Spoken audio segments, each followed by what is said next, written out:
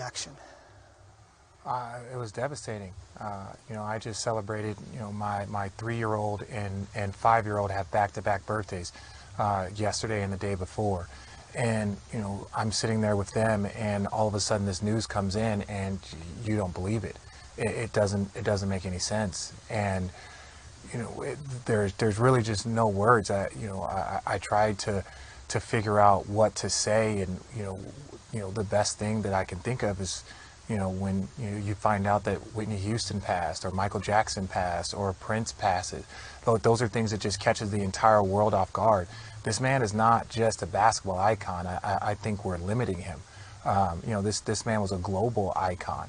People all around the world are mourning. He helped spread the game of basketball. His daughter Gianna, who, he said helped bring him back to basketball because he felt like he had exhausted everything he could. And his daughter Gianna was the first one to say, "Hey Dad, let's watch this game. Hey Dad, I want you to have me coach." So to be there with my kids and then to see, this news, it was devastating. Hey Richard, I want to ask you about something that's been making the waves today. It's something that Kobe's always kind of identified with, but it's really working its way into the ether today, and that is the Mamba mentality. And, just as a basketball fan, I just thought it was a way of a life for him on the court, but apparently it stretches way beyond that. As a former pro, a contemporary, can you take us inside the Mamba mentality from what you knew of Kobe Bryant? Well, I'll say this. The first NBA Finals game I ever went to, it was to watch the Los Angeles Lakers versus the Pacers. The first NBA Finals game I ever played in was against the Lakers my rookie year. And, when I played in Golden State, that's when Kobe hurt his Achilles. So it's like I felt like I had, been there or played against him in so many different moments. And, he was just perfection. He had all of the physical tools. He had all of the mental tools. He had all of the, just the emotional awareness that it took. And people don't understand how hard it is to achieve greatness. They don't understand how selfish you have to be to achieve greatness. And that means that there was nobody and there was nothing that was going to stop him from achieving his goals. And that's to be one of the greatest athletes that, this country has ever seen, probably this world has ever seen. And, that's what he just tried to embody into everybody once he retired. And it was funny, once he retired, he kind of became a friend of everyone. And everyone was kind of cautious, like, wait, this is a new Kobe Bryant. But he was like, yo, my competitive juices are still here, but I don't have to keep everybody at bay. I can now help grow the game that has done so much for me. I can help mentor younger players. Kyrie is not playing tonight because, he had meant so much to Kyrie and really had just, expressed, a brotherhood and a family with all of these players and the generation that before him, the generation that he played with, and his legacy will continue. It will continue because there are so many athletes that are 15, 16, that, probably 10, 11 years old that understand the Mamba mentality. They watched him play growing up. And now all of a sudden that mentality will continue to have impact on this league and other sports for years to come.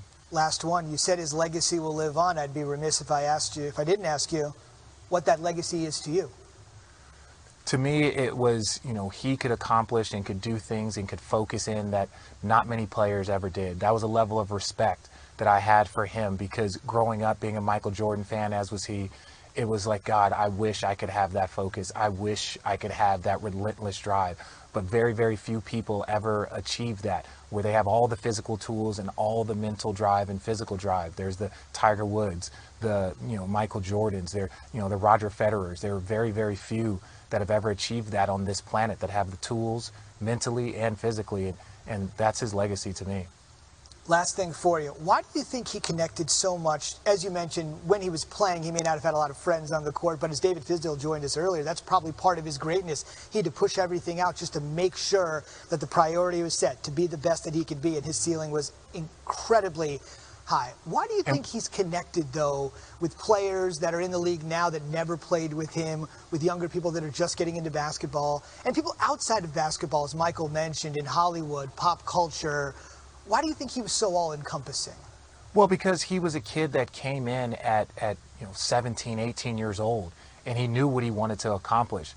Somebody was saying, we were talking here, and it was like, man, we're not going to get a Hall of Fame speech from Kobe Bryant. And I was like, Kobe Bryant might have wrote that speech when he was 9 years old. right? We might still have that speech. That's the type of person, that's the type of focus he had. And I think the younger generation, no different than when we looked up to Michael Jordan, the younger generation, even my generation, looked up to Kobe Bryant.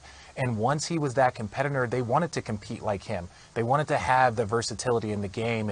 And he also did it here in LA. This is the biggest stage. Like, he continued Showtime, right? Him and Shaquille O'Neal and what he was able to accomplish after Shaquille O'Neal left.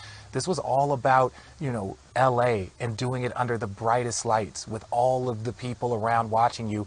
And you did not let anyone down for 20 years, even when you look at his final game and how he finished his career. It's well said. The numbers just don't do it justice, but the numbers are truly remarkable. 5 NBA titles, 18 All-Star appearances.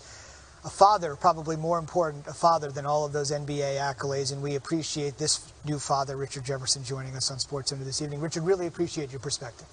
Thank you for having me, guys.